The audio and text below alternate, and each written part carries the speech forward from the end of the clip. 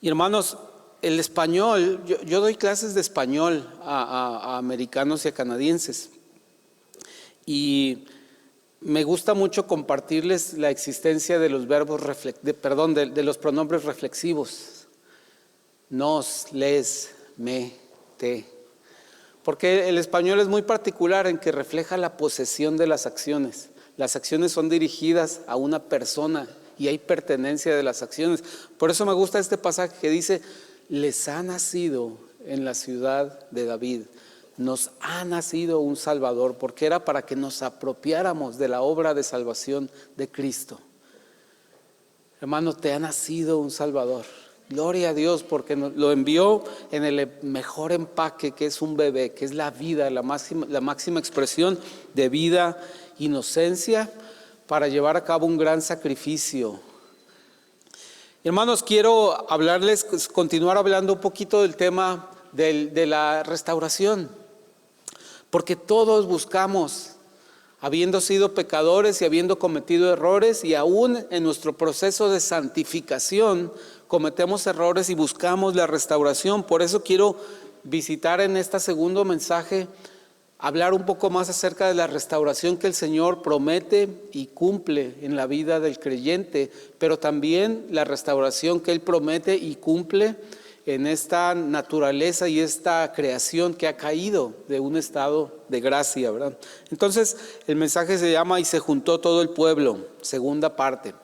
Y hoy también se juntó todo el pueblo al que el Señor le quería compartir este mensaje. Recordando brevemente lo que habíamos hablado acerca de la restauración, estamos tomando el libro de Nehemías como base. Estuvimos hablando que hay 4 acciones principales que ocurren y en las que interviene Nehemías. Este restaurador, este libertador, este reorganizador del pueblo y de la ciudad de Jerusalén. Lo primero que él hizo, veíamos en el capítulo 1, es que él oró porque esta obra se cumpliese, que Dios le permitiese a su pueblo volver a Jerusalén después de 70 años de cautividad, de esclavitud, y que pudieran volver a poblar esta ciudad y pudieran restaurar la comunión con él en su templo. Ya antes había habido una avanzada, que habían empezado a ver la posibilidad, a juntar los materiales para reconstruir el templo. En segundo lugar, Nehemías hace los preparativos para esta obra y le pide al rey Artajerjes que le permita tener materiales, tener suministros de todo lo que se requería. Algunos que venían desde Babilonia, algunos venían desde de las regiones del Líbano, maderas, cosas, piedra para poder reedificar el templo y la ciudad. En tercer lugar, Nehemías empezó a prosperar la obra animando a otros a participar, y animó a muchas familias que se habían quedado en algún lugar entre la ciudad donde estuvieron cautivos y Jerusalén. Se quedaron ahí dispersos, vieron oportunidades y se quedaron, pero él animó a muchos a regresar porque iba a ser restaurada la gloria de la ciudad santa de Jerusalén.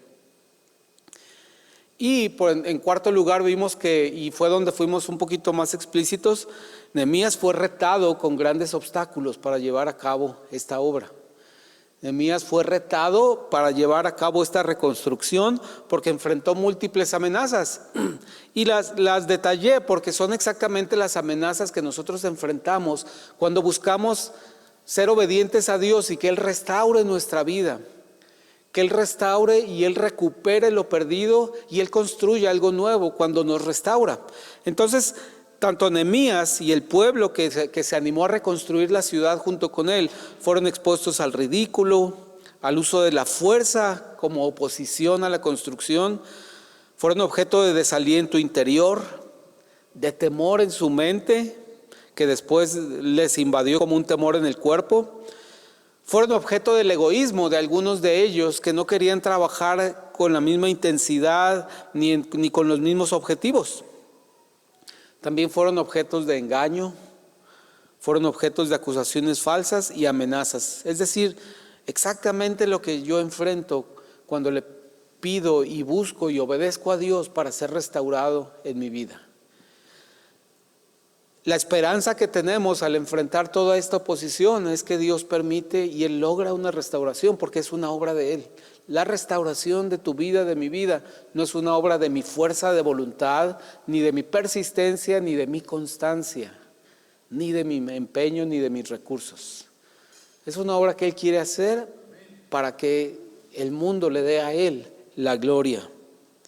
Imagínense, hermanos, si el mundo admira y reconoce la belleza de la creación de Dios caída, imagínense cuando Él la restaure a su estado original de perfección, que refleje perfectamente los atributos y el carácter de Dios. Esta creación, así como nuestros corazones y nuestras vidas, cuando sean plenamente restaurados.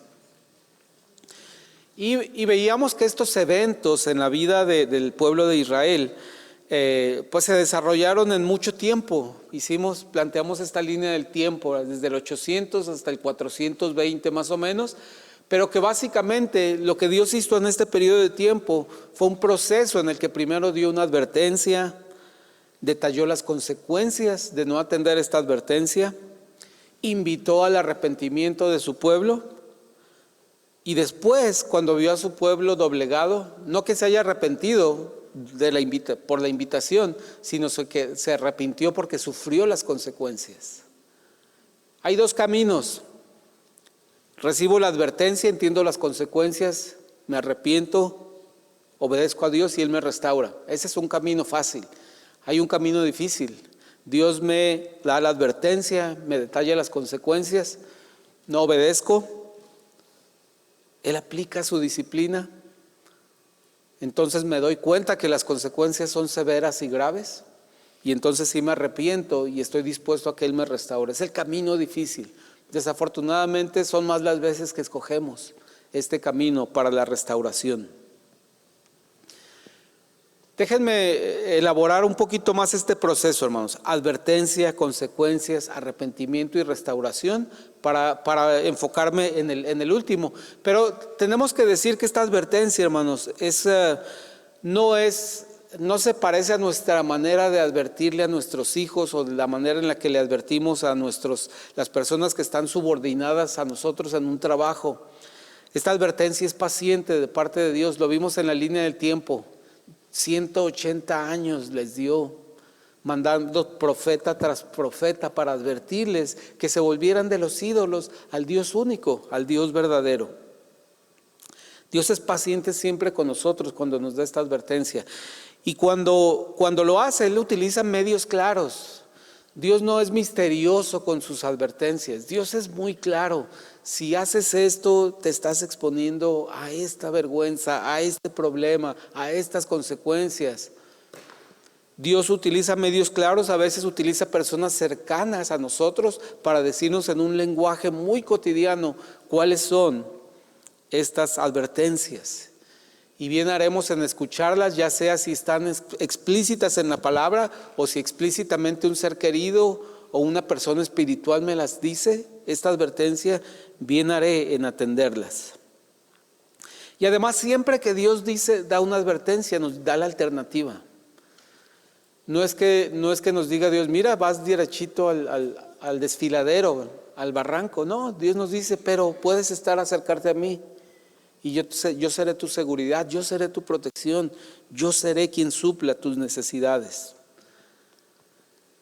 Cuando Dios describe las consecuencias, estas consecuencias no son producto de un enojo, un arrebato, o no están derivadas del temperamento de Dios, más bien están derivadas de sus atributos perfectos. Toda consecuencia que Dios nos da ante nuestros actos no es porque Dios diseñe una consecuencia exacta. Como tú me desobedeciste, ahora verás, voy a hacer esto específicamente. No, Dios no diseña consecuencias para mí o para ti. Son naturales como consecuencia de sus atributos perfectos. Son derivadas de sus leyes naturales, no del arrebato de su enojo, ni de un capricho de que diga, pues con mi hermano me voy a ensañar más que con este hermano. No. Todos estamos expuestos a los mismos atributos y a las mismas leyes naturales que Dios estableció, y estas determinan las consecuencias que habremos de sufrir. Claro, algunas de estas consecuencias derivan de la palabra misma de Dios, lo que Dios dijo. Por ejemplo, cuando dice, solo a mí me compete saber lo que pasará y lo que no pasará en el futuro. No tienes por qué estar buscando adivinos, no tienes que estar buscando quien te interprete señales para ver qué ocurrirá en el futuro. No, dice, los tiempos son míos. No consultes con adivinos, ni con agoreros, ni con hechiceros acerca del futuro. Eso es muy claro de parte de Dios. Y Él detalla las consecuencias, que eso abre un portal espiritual, una puerta espiritual cuando nos exponemos a esas cosas. Entonces estas consecuencias no son como nosotros, que cuando nuestros hijos desobedecen estamos pensando en la contramedida, en el castigo, en la disciplina. No, Dios ya tiene eso definido a través de su carácter y a través de sus leyes naturales. Y Él nos invita al arrepentimiento, que es un proceso de comunicación, de cercanía con Dios. No es un proceso de avergonzar a alguien, no es un proceso de hacer sentir culpable ni mal a alguien, aunque esto lo involucra de una manera cercana a Dios, de una manera relacional. Es parte de la expresión de amor entre Dios y nosotros, este llamado y esta respuesta de arrepentimiento. Y esta es nuestra única intervención en el proceso. Esta docilidad de estar de acuerdo con Dios y decir, Señor, sí, tengo que arrepentirme. Y muy importantemente implica un cambio de dirección. No es un arrepentimiento sentimental, emocional e intelectual de cómo concreto llego a una conclusión. No es llegar a una conclusión, es llegar a un cambio de dirección en tu vida. Ese es el verdadero arrepentimiento, cuando aceptas la invitación de Dios para dar un cambio de dirección en la manera que conduces tus ideas, tus pensamientos y tus acciones delante de Dios y de los demás. Y entonces llegamos a la restauración. Y hermanos, Dios es un experto restaurador, así como fue un experto y perfecto creador, también es un excelente restaurador. Dice su palabra, y aquí nos vamos a centrar en este concepto de la restauración. Dice su palabra en Isaías 58:12, los tuyos reconstruirán las ruinas antiguas. Levantarás los cimientos que estaban destruidos de generación en generación. Y serás llamado reparador de brechas y restaurador de sendas para habitar. Dios es un restaurador de vidas. Dios está en ese negocio y en esa actividad de hoy en día restaurar naciones, restaurar corazones, restaurar familias, restaurar pueblos, componer lo que estaba después descompuesto. Y miren que nos comparte esa experiencia y nos dice, tú reconstruirás ruinas antiguas, levantarás, aunque haya sido destruido de generación en generación. Y no solo eso, sino que al reconstruir, los demás te verán y te llamarán restaurador de brechas, reparador de brechas y restaurador de sendas para habitar. Esta es otra cosa que define a su pueblo, hermanos. Somos colaboradores. ¿Recuerdan que dijimos que la restauración es un proceso del cuerpo de Cristo? No es un proceso solitario con Dios. Es un proceso en el que hay reparadores de brechas y restauradores de sendas para habitar entre nosotros. Por eso podemos confiar en que este es un proceso de cercanía con personas y con Dios, el proceso de restauración. Déjenme, les doy una ilustración. Lo quise hacer aprovechando que estaban los niños para entender este proceso de restauración. Yo creo que ustedes vieron muchos muebles así en casa de sus padres, de nuestros abuelos, o a lo mejor tienen uno, ¿verdad? Un ropero, ¿verdad? Bueno, tiene una función original este mueble, ¿verdad? Tiene una función definida, tiene unos tubos o unos palos para colgar ganchos, tiene cajones para poner ropa, algunos tienen para poner un espejo ahí o guardar cosas, pertenencias, ¿verdad? Pero son nuestros medios, son los closets del pasado, ¿verdad? De antes, ¿verdad? O del presente si alguien lo sigue usando. Pero sin embargo puede haber el paso del tiempo, el paso de los años, las circunstancias pueden hacer que este mueble pierda su capacidad de servir o que ya no le sirva a sus dueños,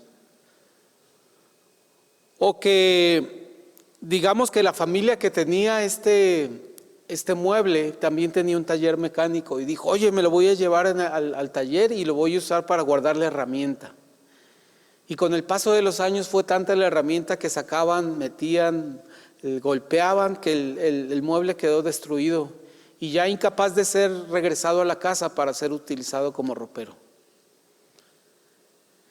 Y esto es posible, y les voy a contar la historia de un mueble que así le pasó. Ya no pudo ser utilizado como ropero, estaba un poco maltrecho, ya no lo querían sus dueños. Los dueños dijeron: ya no me sirves, ropero, ya no suples mi necesidad. Y fue exiliado a un bazar y fue comprado por 200 pesos con una visión de hacer algo con él. Quizá ya no podía ser utilizado como un ropero, pero quizá podía tener otro fin y quizá alguien podía invertir sus atributos para reparar este mueble. Y esa es la historia de este ropero. Perdió sus patas, perdió altura, y una mujer muy laboriosa empezó a trabajar en él, y mientras trabajaba en él, a veces parecía que no iba a lograr tener forma. Parece que estaba todavía peor que cuando estaba en el taller mecánico. Al punto que muchos perdimos las esperanzas de que ese mueble pudiera incluso regresar al bazar. No le veíamos manera, humanamente no se veía como alguien que no conoce de restauración no vería, pero ese mueble está peor que cuando lo trajiste, ¿qué vas a hacer con él? Bueno, hermanos, hay una cosa muy hermosa con la restauración que Dios hace. Cuando yo soy una persona y caigo en pecado y sufro una pérdida y se deteriora algo en mí, algo hermoso que Dios hace es que no me va a restaurar a mi estado original. Dios me va a restaurar a un estado mucho mejor, con un nuevo propósito, con una visión más amplia.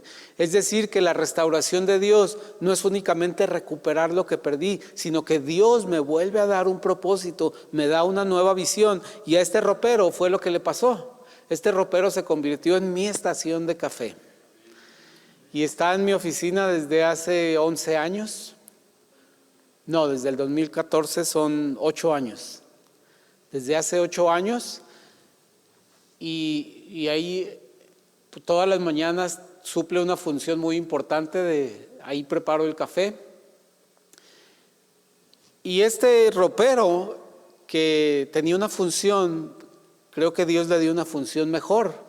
Porque ¿saben qué? Sigue siendo un ropero. Aquí sigue habiendo, aquí están mis sacos y aquí también hay ropa de mi esposa. Entonces sigue siendo ropero, pero también es estación de café. Es decir, Dios amplió su propósito a través de la restauración.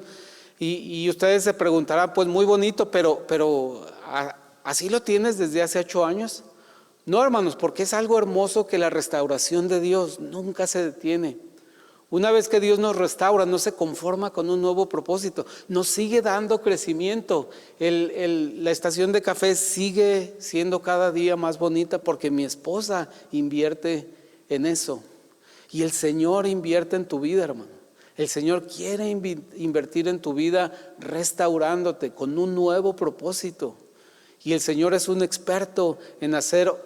Si esta es una obra humana bonita, el Señor hace cosas hermosas y perfectas cuando Él restaura, hermanos. Por eso podemos tener mucha esperanza cuando hablamos de que el Señor nos restaura. Por tanto, nosotros todos, mirando a cara descubierta, dice 2 Corintios 3:18, mirando a cara descubierta como en un espejo la gloria del Señor, somos transformados de gloria en gloria, en la misma imagen, como por el Espíritu del Señor.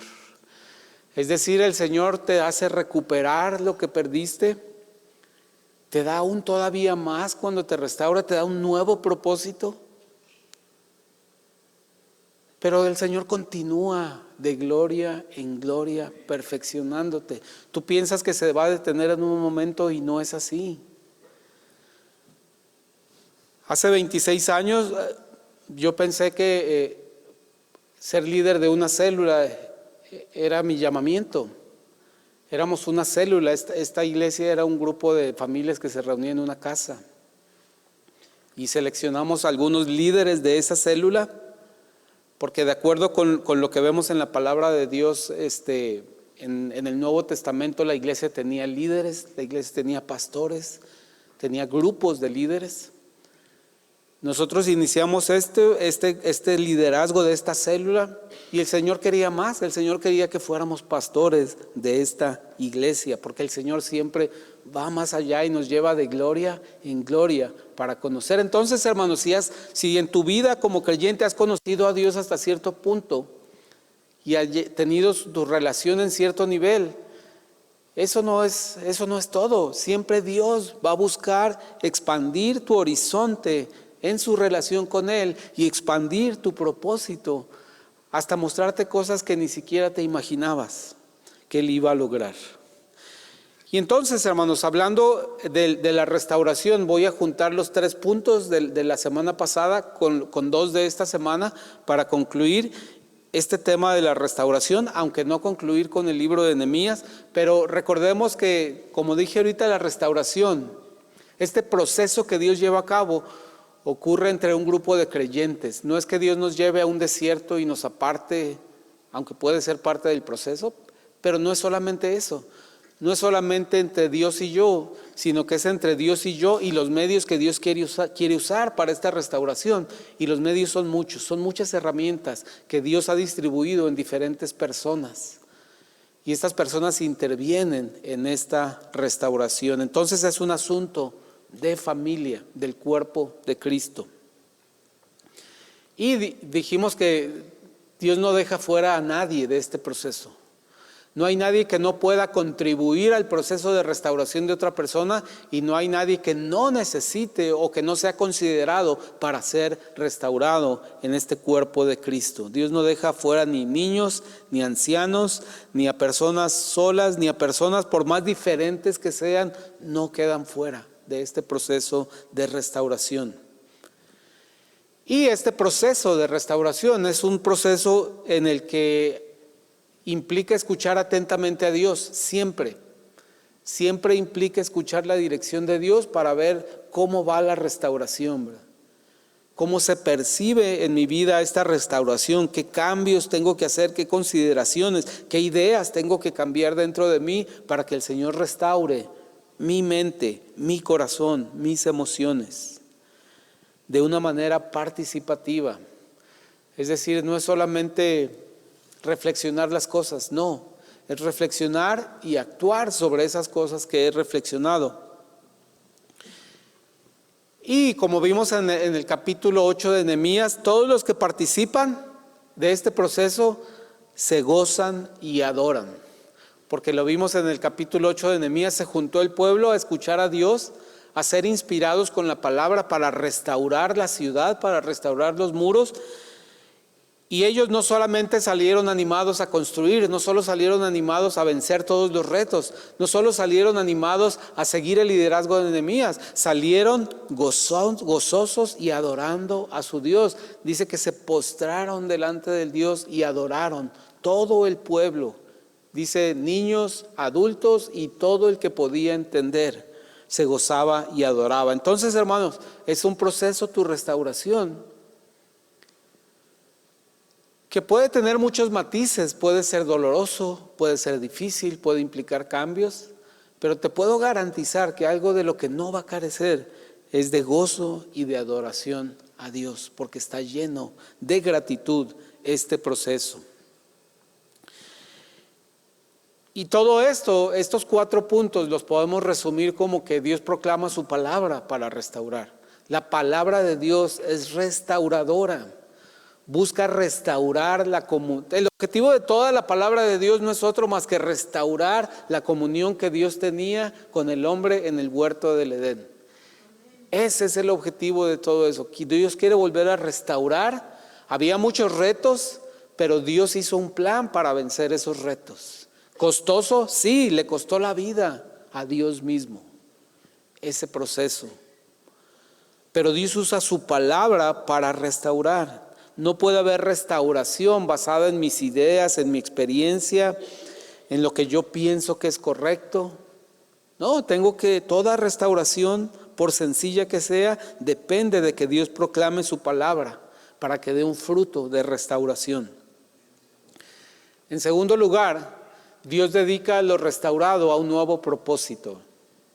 No necesito darles ejemplo de esto, les hablé de mi vida como líder de célula, que después el propósito era convertirme en un pastor de esta iglesia, y vimos el ejemplo de ese mueblecito, ¿verdad? Del ropero. Pero lo cierto es que vemos a Nehemías en el capítulo 9, versículo 27. Si alguien me confirma si es el 9, hermanos. Perdón, no puse aquí el número del capítulo. Es el 8:27. Sí, es el 8, gracias, hermano. El 8:27 dice que una vez que se juntó el pueblo, hicieron algo interesante con el muro. El muro no era solamente para proteger. El muro tenía, perdón, es el 9, gracias, hermano, gracias. 9:27. Para la dedicación del muro de Jerusalén, buscaron a los levitas de todos sus lugares para traerlos a Jerusalén. Así más o menos le hicieron ahora para que hubiera hermanos en la alabanza, no tuvieran que... Y dice otra vez la palabra de dedicación, para hacer la dedicación y la fiesta con alabanzas y con cánticos, con címbalos, salterios y cítaras.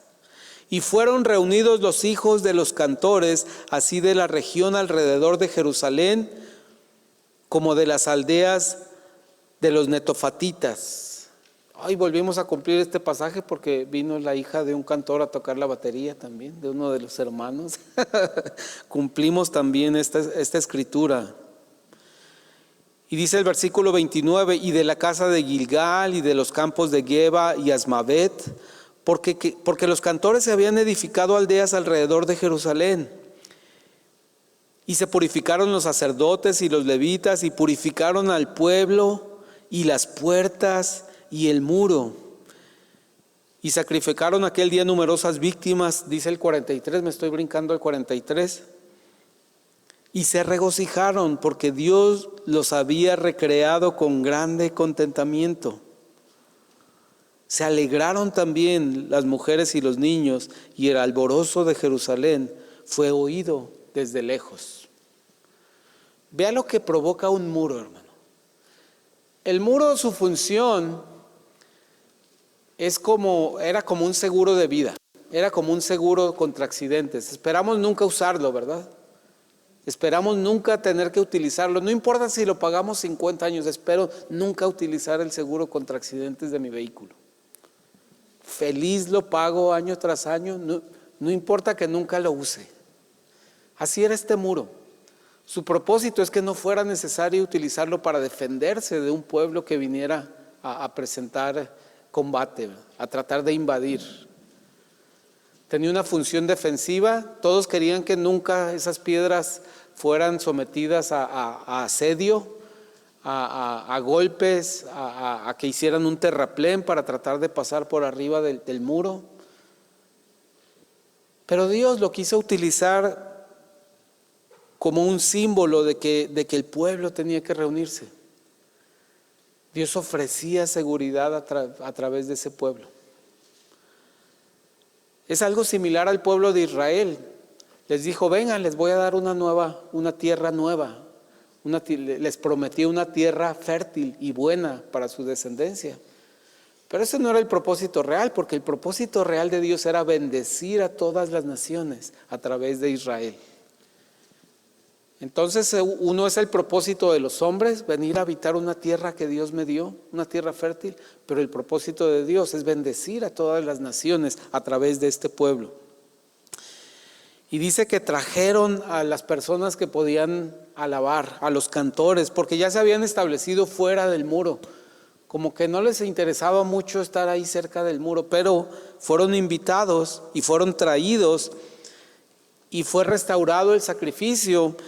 Y el restaurar los sacrificios y sacrificar numerosas víctimas implicaba gran arrepentimiento, porque recuerden que las víctimas, los animales se sacrificaban para aplacar la ira de Dios, el enojo de Dios, ocultar el pecado de la vista de Dios, no perdonarlo porque no podían hacer eso. Los sacrificios no eran perfectos para que Dios otorgara perdón, eran únicamente para cubrir el pecado del pueblo, pero implicaba arrepentimiento.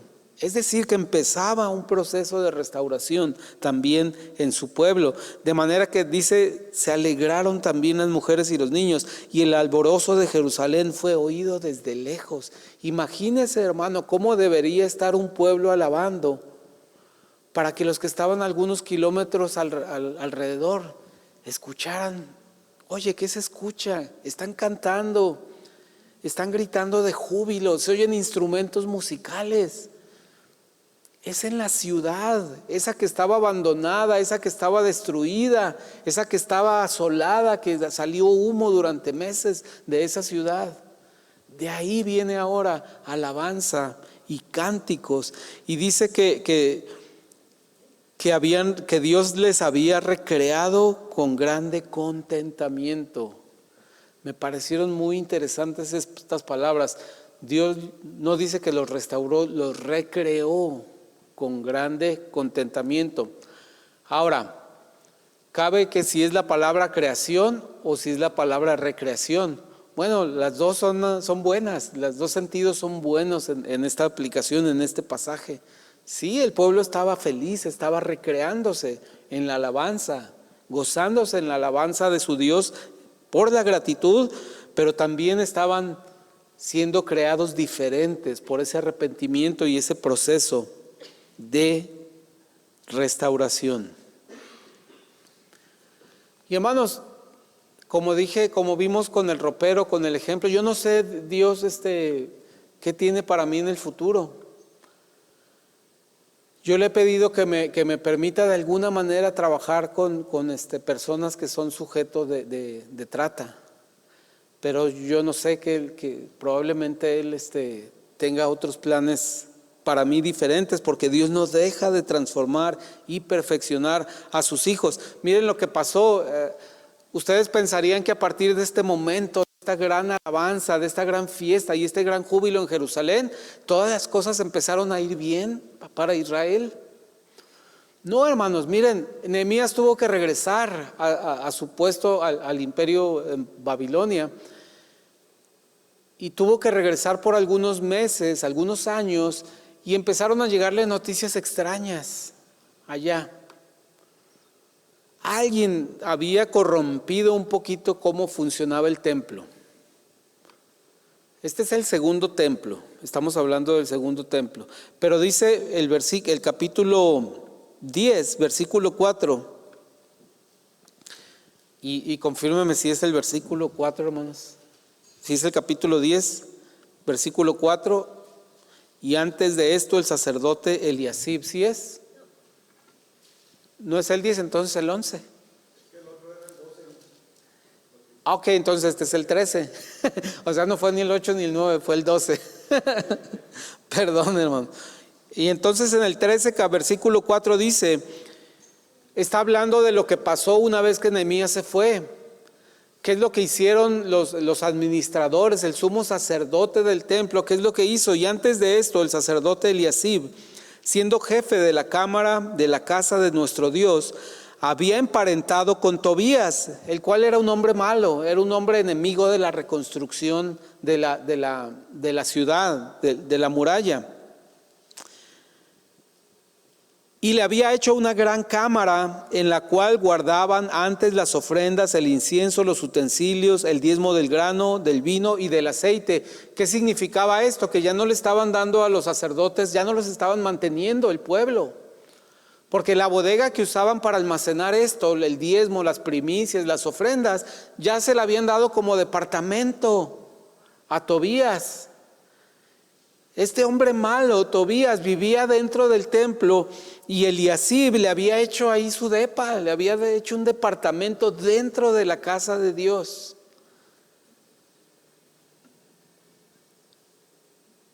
Y seguramente también echaba mano, le alcanzaban las uñas para tomar del tesoro que llegaba ahí.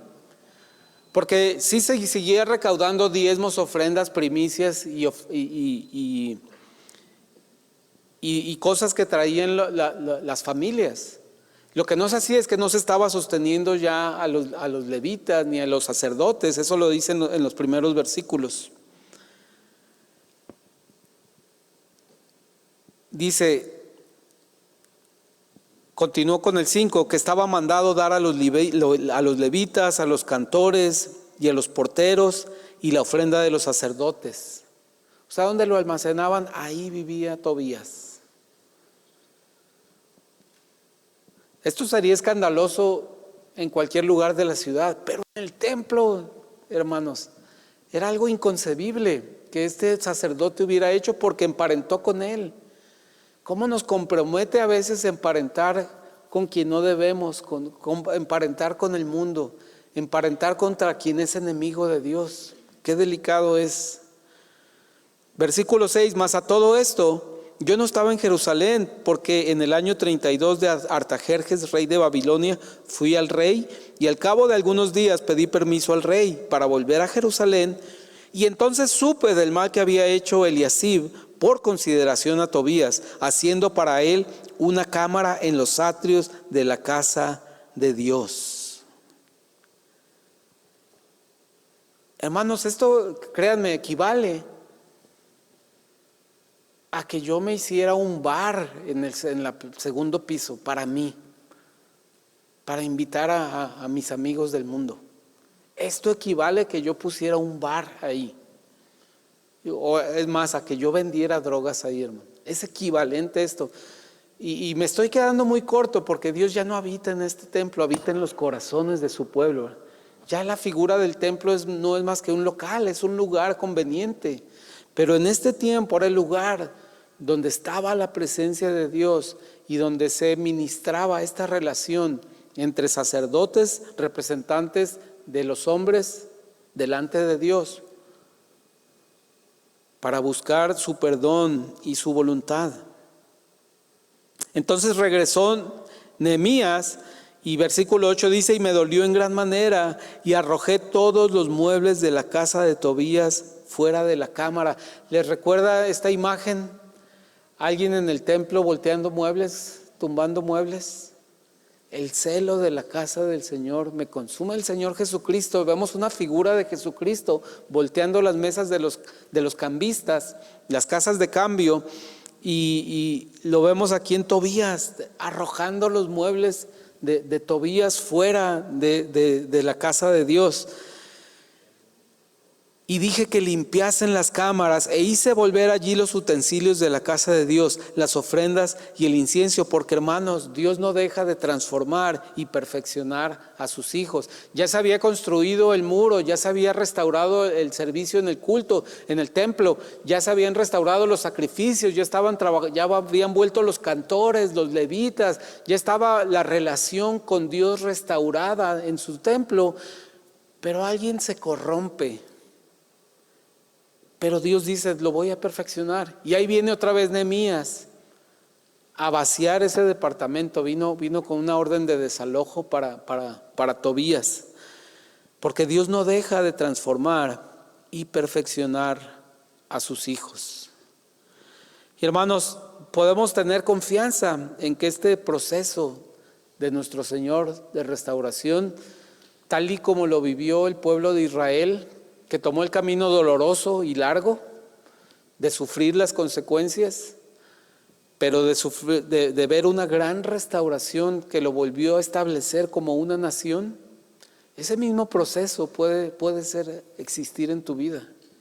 Puede existir, no importa el tiempo que haya pasado, no importa lo inmerso que estés en una situación difícil de reto, el Señor puede restaurar, dar un nuevo propósito y perfeccionar lo que ha restaurado. Esa es mi oración, hermano, que puedas tener esperanza en la restauración que tiene no solo para ti, sino también para los que están a tu alrededor. Quizá la fuente de tu sufrimiento es la persona que está cerca de ti y que estás buscando que Dios logre una restauración en esa persona, pues también debes tener esperanza en que Dios puede restaurar, aún el caso más imposible para los hombres. Se calcula que había 30,000 personas en este grupo que participó ya en la dedicación del muro. Según lo que dice, que regresaron 1 de cada 10 voluntarios. Pero se calcula que eran 30,000 de una nación que había tenido 4 millones de habitantes. No es nada 30,000 personas para una nación que había tenido 4 millones de habitantes. Pero sin embargo, Dios perfecciona su obra. Dios perfecciona cuando restaura, Él lo hace para un nuevo propósito. Hermanos, gracias por su participación, gracias por acompañarnos este 25, porque nos ha nacido un Salvador y ha venido a rescatarnos y sigue rescatando personas que están dispuestas a creer que Él es el Salvador y que Él tiene poder para restaurar vidas. Oremos, hermanos. Padre, te bendigo, Señor, y agradezco por el Salvador, Señor. Por este Jesús que es parte de tu plan para restaurar todas las cosas al estado original, Señor. Gracias, Padre, porque de acuerdo con tu elección soberana, participamos de esta restauración, Señor. Y queremos ser objeto de una restauración que nos lleve hasta ser como Cristo, Señor, hasta que la vida misma de Cristo se refleje en nosotros, Señor. No para ser perfectos humanamente, Señor, no para ser intachables humanamente, sino para que Cristo sea visible en nuestra vida. Por eso te suplicamos que tú restaures, Señor, la vida de cada una de las personas que estamos aquí, Señor. Cada uno de los miembros de esta congregación, Señor, de nuestras familias, de las personas que requieren una restauración en su vida, Señor. Padre, utiliza tu cuerpo para que sean reparadores de brechas, para que sean reconstructores de caminos de santidad, Señor. En Cristo Jesús te doy gracias, Padre. Amén.